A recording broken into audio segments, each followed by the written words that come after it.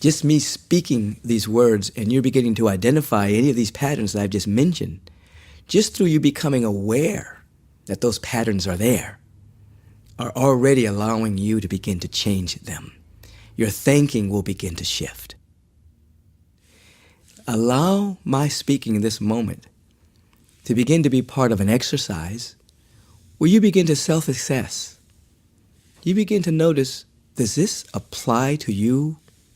Does this apply to any area of your life?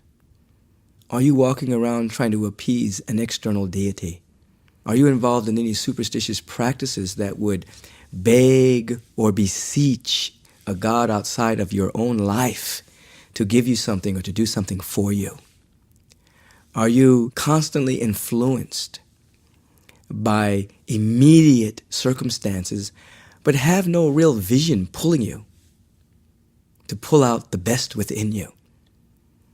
Is your entire life a reaction to the immediate issue of the day? Or has there birthed within you an overarching idea that you're living your life for and from? Or are you just living from survival, just seeking to survive, afraid of death, afraid of loss, afraid that there's not enough to go around, just basically afraid? If this fits you or anyone you know, we would say this person is living under the victim consciousness. Now, in order to move out of the victim consciousness into a higher order of being, one must begin to take responsibility for one's life. The victim must begin to release blame from their daily practice. You must begin to let go of blaming anyone, any circumstance, any situation for your dilemma. The only thing there ever is to blame is ignorance. If someone has done something to you, they were living under the vibration of ignorance.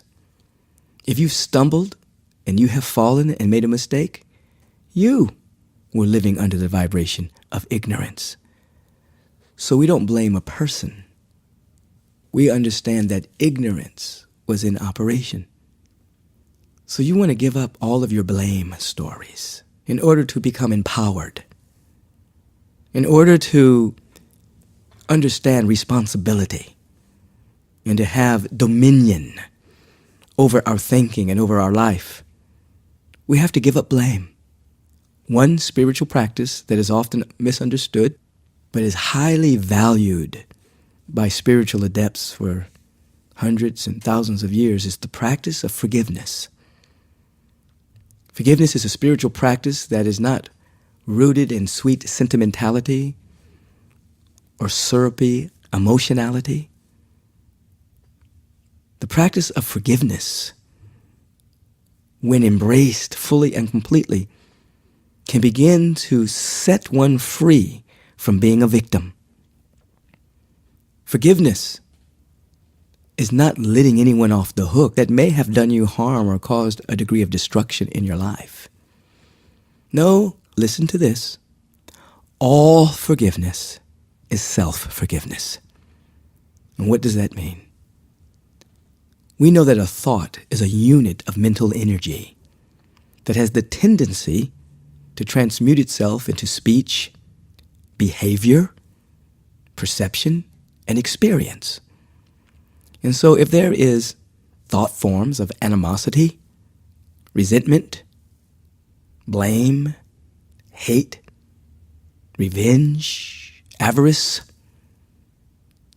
in other words, unforgiveness, those thought forms are wreaking havoc on your body temple, your mental body, and are preventing you from living out the true meaning of creativity that is seeking to express itself through you.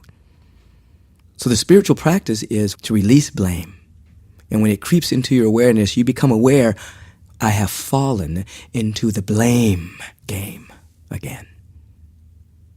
And you forgive. You're not doing the work to let the person off the hook. You're doing this inner work to free yourself from the toxicity that's running through your spiritual architecture, your spiritual veins. So you're really working with yourself, not with the other individual. You're saying in substance that they cannot determine your destiny, whatever it is that they did. So forgiveness is not, I am forgiving this person and now I get to hang out with them, we get to be friends again.